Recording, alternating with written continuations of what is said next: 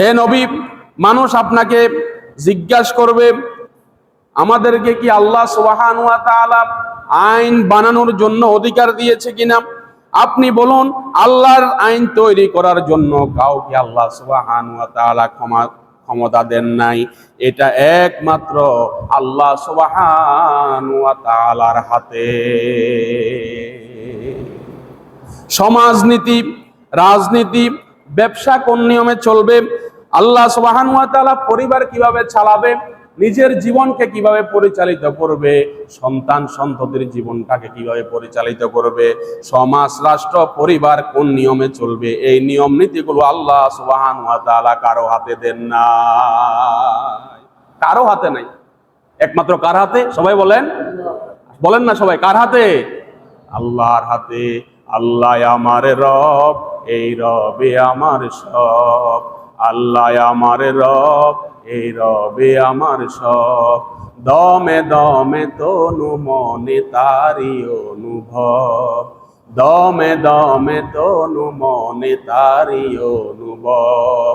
আল্লাহ আমার রব, এই রবে আমার সব। যেহেতু আল্লাহ আমার রব, এই রবেই আমাকে সকল কিছুর পথ দেখাবে, ঠিক কিনা বলেন? এই কোরআন মাজিদের ভিতরে সকল কিছুর পথ আছে। সম্মানিত ভাইয়েরা, তাহলে মানুষ এই আইনটাকে মানতে চায় না কেন? কারণ মানুষরা আল্লাহ জানেন, যদি এই অধিকার যদি মানুষকে দিত আল্লাহ সুবহানাহু ওয়া তাআলা, তাহলে তারা শুধু আইন পরিবর্তন করতে থাকতো, ব্যক্তি জীবনের জন্য আইন বদলাতে থাকতো, পরিবার জীবনের জন্য আইন বদলাতে থাকতো, রাষ্ট্রের প্রয়োজনে, রাষ্ট্রের সুবিধার জন্য, নিজের জীবনের জন্য সমস্ত বিষয়ে তারা আল্লাহর আইনকে পরিবর্তন করে দিত। তাদের হাতে থাকলেই প্রয়োজনে যখন যেটা মনে হয় আমার স্বার্থের জন্য, আমার সুবিধার জন্য, আমার প্রয়োজনে আইনকে পরিবর্তন করে দিত। সম্মানিত ভাইয়েরা, আবু জেহেল কালেমা পড়তো, কিন্তু আল্লাহর কোরআন মাজিদের আইন সে মানত না। আল্লাহর কোরআন মাজিদের আইন সে মানত না, কারণ সে জানে মুহাম্মদ সাল্লাল্লাহু আলাইহি ওয়াসাল্লাম যেটা বলতে চায় সে অনুযায়ী যদি মক্কার সমাজ পরিচালনা করা হয়, তাহলে আমার সভাপতিত্ব টিকবে না, আমার রাষ্ট্র পরিচালনার দায়িত্ব টিকবে না, আমার ব্যবসা বাণিজ্যের সাথে কোরআন মাজিদের যে বিধিবিধানের কোনো সংশ্লিষ্টতা নাই। যদি মুহাম্মদ যে কোরআন মাজিদের কথা বলে, এই কোরআন মাজিদ যদি মেনে চিনে চলি, বাপদাদার সাথে কোরআন মাজিদ মিলবে না। পরিবার, সমাজ, রাষ্ট্র যেভাবে পরিচালনা করি, একটা বিষয়ের সাথেও আল্লাহর কোরআন মাজিদ মিলবে না, কোনো বিষয়ের সাথে মিলবে না। বলে ফেলছিল আবু জেহেলকে যে নেতা, আচ্ছা মুহাম্মদ সাল্লাল্লাহু আলাইহি ওয়াসাল্লাম যে দ্বীনের দাওয়াত দেয় এবং কোরআন মাজিদের কথা বলে, আসলে এটা সত্য কিনা? আবু জেহেল বলে ফেলল, হে আমার সাথীরা, সঙ্গীরা, মুহাম্মদ সাল্লাল্লাহু আলাইহি ওয়াসাল্লাম যে দ্বীনের কথা বলে, এই দ্বীন হলো যে সত্য, আর মুহাম্মদ হলো যে আল্লাহর আখেরি নবী।